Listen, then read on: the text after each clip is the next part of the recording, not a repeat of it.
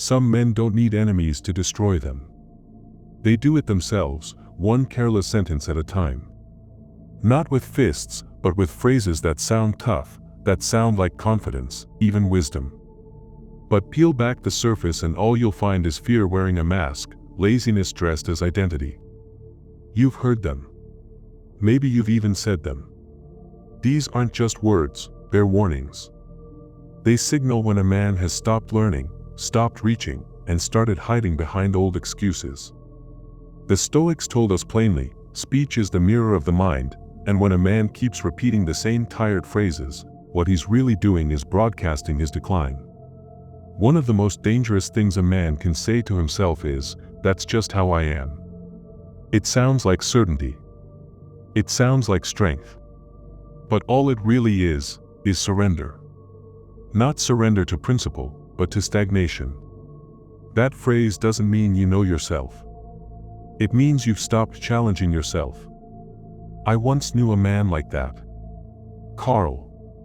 Retired Navy. Sharp dresser. Quiet. People thought he was powerful just by how still he was. But at home, his silence was decay. When his wife asked him to be more open, he'd mutter, "I'm not built like that."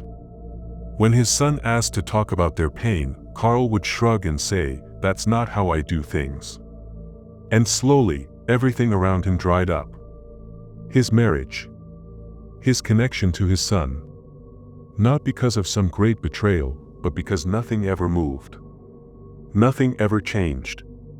Eventually, nothing remained. The Stoics knew this truth. Seneca wrote, "As long as you live, keep learning how to live." But the man who keeps saying, "That's just how I am," isn't living anymore. He's clinging to the ruins of who he used to be, mistaking that for loyalty to himself. A Stoic man doesn't build his identity like a wall. He shapes it like a blade. Sharpened through self-examination, tested through discomfort. Not to impress others, but to stay useful to something greater than his ego. So if you've caught yourself saying those 6 words, pause. Look closer. Because what sounds like conviction might just be fear whispering in a deeper voice. You've heard it in locker rooms, in workplaces, maybe even around the dinner table.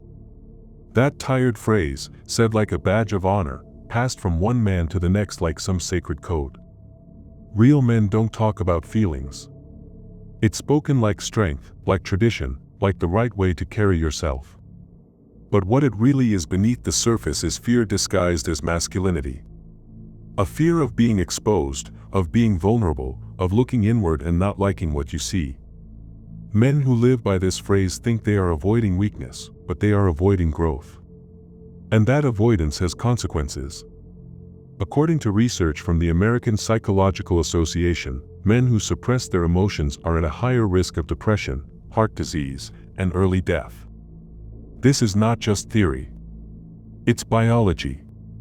When you bury pain, you don't erase it. You let it rot. And eventually, it shows up as rage, addiction, isolation, or silence that feels like a prison. Stoicism is often misunderstood here. People hear the phrase "control your emotions" and think it means deny your emotions. But that's not Stoicism. That's numbness.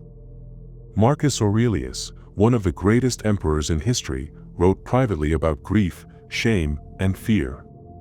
He didn't broadcast it to the world. He studied it. He faced it. He disarmed it with understanding. A Stoic man doesn't pretend he feels nothing. He just refuses to be ruled by what he feels. Emotional control doesn't mean emotional absence. It means learning to recognize your internal storms and choosing when and how to move through them. Men who say real men don't talk about feelings are usually the ones drowning in the very emotions they claim to ignore. They think silence is armor, but it's actually a cage. What's stronger than hiding your wounds is acknowledging them without letting them consume you.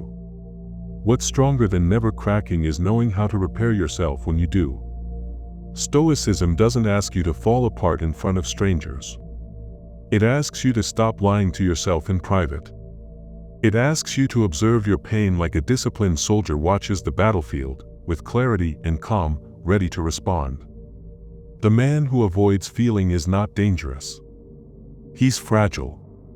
The man who faces his feeling and still chooses discipline, still chooses clarity, still chooses virtue, that is the one who becomes unshakable.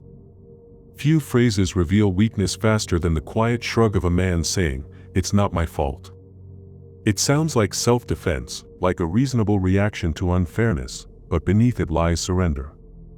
It is the language of a man who has given away his power without even realizing it. A man who believes the world is happening to him, that life is a series of attacks and accidents for which he bears no responsibility. He blames his boss, his parents, his partner, the economy, his past. He blames circumstances, people, fate. What he never does is look in the mirror. The Stoics saw this mindset for what it truly is, the beginning of moral decay. Epictetus said, "It is not events that disturb us, but our opinions about them." In other words, your suffering is not born from what happens, but from the story you tell yourself about what happened. And when that story always ends with someone else being the villain, you become blind to your own role in the plot. The man who says "it's not my fault" over and over begins to rot from the inside. He loses initiative. He waits for others to fix what he was born to face. He becomes addicted to helplessness, convinced that his scars entitle him to stagnation.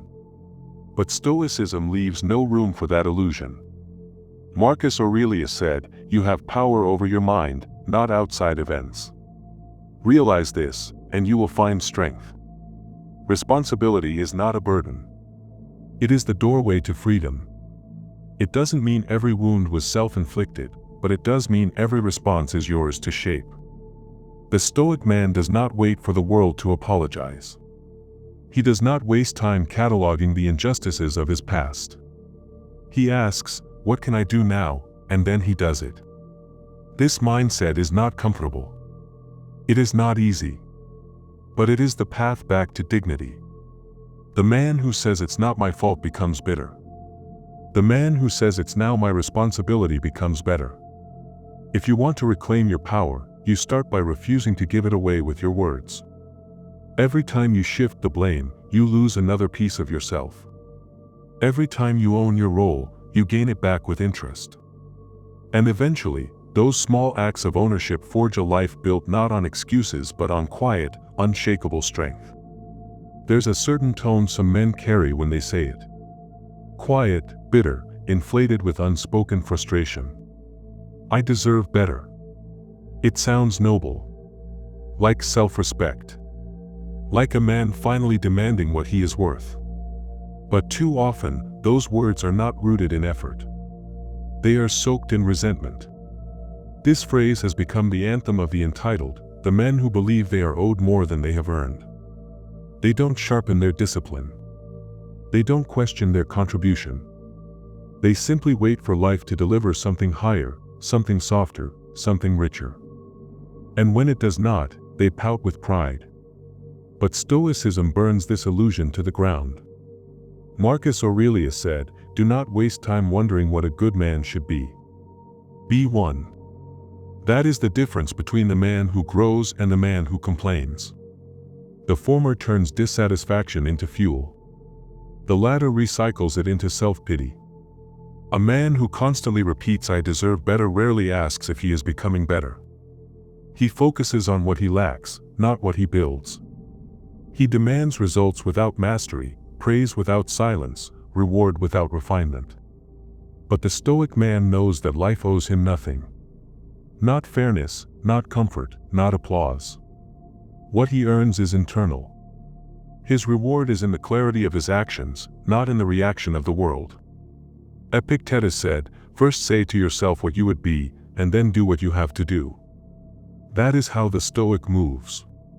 Quietly. Consistently. Without announcement. The man who walks around announcing his value instead of proving it becomes hollow. Loud. Forgettable. Especially in later years, when life has bruised him and the recognition feels long overdue, he may be tempted to shout "I deserve better" into the void. You can hear the retreat in a man's voice when he says it. "That's not my job. It sounds like a boundary, like someone who knows his limits. But often, it's not strength speaking. It's quiet resignation. A man using the rules as a hiding place, shrinking his contribution to the bare minimum so he can avoid discomfort without looking weak. You see it everywhere. Men who once had vision now reduced to routine. Men who once carried weight now pointing fingers at job descriptions. It begins in the workplace, but it bleeds into life. At home, it becomes silence. With family, it becomes distance. In the soul, it becomes rot. I knew a man like this. A machinist from Pittsburgh. 30 years on the line. Never missed a shift. Always early. Always reliable. But at home, he was a ghost. The dishes were not his job. Talking to his son about school was not his job. Listening to his wife when she needed emotional connection was definitely not his job. He provided. He paid bills. He showed up. And when his wife left after 28 years, he sat at the kitchen table and said the same words he always had. I did everything I was supposed to do. But that was the problem. He never asked what needed to be done. Only what was assigned. And that is not leadership. That is passive survival. Marcus Aurelius asked, "What is your vocation?" To be a good man. Not a man who hides behind titles. Not a man who dodges responsibility with technicalities. A good man sees the gap and fills it. Not because he is told to, but because it is right. The Stoic does not carry a checklist. He carries a compass. He is guided by what is necessary, not what is convenient. The man who says that's not my job is often the man hoping someone else will carry the weight he quietly avoids. He thinks he is protecting himself from burnout. What he is really doing is forfeiting his influence. His presence shrinks. His usefulness fades.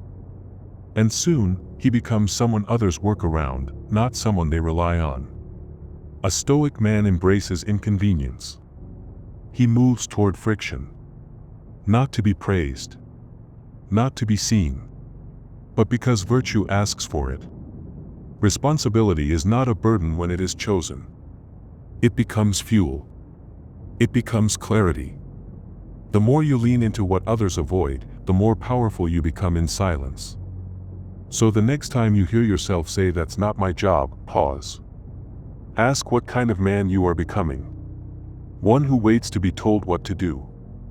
Or one who leads, who fills the silence, who acts without being asked. Because the Stoic does not do the bare minimum. He does what is right, even when it is unseen. There is a phrase men say when they've quietly given up, when they've convinced themselves that resignation is the same as wisdom. They say, "It is what it is." At first, it sounds mature, calm, even philosophical. But if you look deeper, what you'll find is not peace. What you'll find is surrender. The kind that doesn't come with noise or drama, but with a shrug. A sigh. A silent decision to stop caring. Behavioral science calls it learned helplessness. The moment a man stops believing his choices matter. And once that belief dies, the rest follows. Motivation dries up. Conviction fades. His world shrinks to fit the cage he quietly agreed to live in. But Stoicism is not about surrender. It is about clarity. It is about knowing what is within your control and responding with precision. Marcus Aurelius wrote, "You have power over your mind, not outside events." Realize this and you will find strength. That is not a quote of detachment. It is a call to arms. It does not tell you to give up. It tells you to focus. The man who says it is what it is too often has confused emotional numbness with maturity. He thinks he is being composed. What he is really doing is retreating. He stops trying to influence his relationships. He stops putting energy into his health. He stops engaging with the details of his life. And the world doesn't punish him for it. It just starts to forget him. The man who says it is what it is begins to fade. Slowly. Quietly. He becomes the shadow of someone who once had fight. Stoicism is not that shadow. It is the opposite. Seneca said, "It is not that we have a short time to live, but that we waste much of it." And the man who keeps muttering this phrase is wasting more than time. He is wasting the part of him that could still care, still shape, still choose. There is a difference between acceptance and apathy. Acceptance says, "I see what I cannot change, but I will move wisely within it." Apathy says, "I see everything and I choose nothing." One makes you stronger. The other makes you disappear. The Stoic does not vanish into resignation. He steps forward with intent. He examines the pain. He acknowledges the injustice. And then he responds with calm, not with collapse. The next time those words rise in your chest, ask yourself if you are seeing clearly or just too tired to try. Because every time you say it is what it is without action, you become easier to ignore. And when the world no longer feels you, when your voice no longer shapes anything, when your presence no longer matters, that is the cruelest fate for a man who was once capable of so much more. Now that you know these 6 phrases, you can never unhear them. They are not just bad habits. They are signals. Signals that a man has stopped sharpening, stopped leading, stopped living with intention. Most people will not judge you by your resume or your long-term goals. They will judge you by what slips out when you are not performing. That is where your character lives. In the phrases you repeat. In the truths you avoid. And if you've caught yourself saying things like "That's just how I am," or "I deserve better," or "It is what it is," do not panic. Do not collapse. That is not weakness. That is the first light of awareness. The Stoics never feared flaws. They feared blindness to them. Marcus Aurelius said, "The soul becomes dyed with the color of its thoughts." And your thoughts are most visible in your words. So if you speak like a victim, expect to live like one. But if you begin to speak like a man who takes ownership, who seeks clarity, who honors discipline over comfort, then your life will follow that tone.